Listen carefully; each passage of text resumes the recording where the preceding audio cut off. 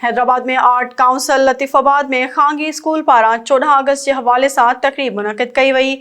तकरीब में शरीक अगुणो MNA M Sabir Qaim Khani, professor Mohammad Anwar Qureshi, director private school Hyderabad Masroor Zai ऐं स्कूलनि जे ॿारनि ऐं उन्हनि जे वालिदैन वॾे अंग में शिरकत कई। उन मौक़े ते मुक़ररीन तकरीब खे ख़िताब कंदे चयो त हीउ प्रोग्राम जश्न आज़ादी जे हवाले सां रखियो वियो आहे। हू स्कूल जी इंतज़ामिया खे मुबारकबाद पेश कनि था, जिन वरी महिनत सां ही तकरीब मुनक़िद कई। तकरीब में स्कूल जे ॿारनि टेबलो ऐं तक़रीरूं पिणु पेश कयूं ऐं मुल्क सां मुहब वतन हुजण जो सबूत ॾिनो। जी अदा ॿुधाइजो त सिंधु दरिया में चाड़ खां पोइ जेको आहे पले जा शौक़ीन पले जी घुर कनि था, छा चवंदा हिन बारे में, केतिरो इज़ाफ़ो थिए थो तव्हांजे रोज़गार में?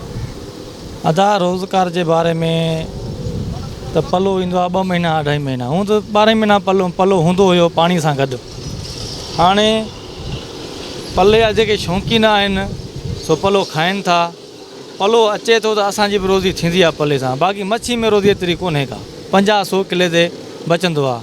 बाक़ी माशाल्लाह बहुत अच्छा प्रोग्राम बनाया है और इसमें बच्चों की परफॉर्मेंस भी बहुत अच्छी थी और इसमें तमाम असातिज़ा ने बहुत मेहनत की है और बच्चों को आज़ादी के रंग बताए हैं कि आज़ादी के रंग क्या होते हैं, और ये भी बताया गया है कि पाकिस्तान हमारा है, पाकिस्तान हमारी शान है, पाकिस्तान हमारी आन है और पाकिस्तान हमारी माँ है।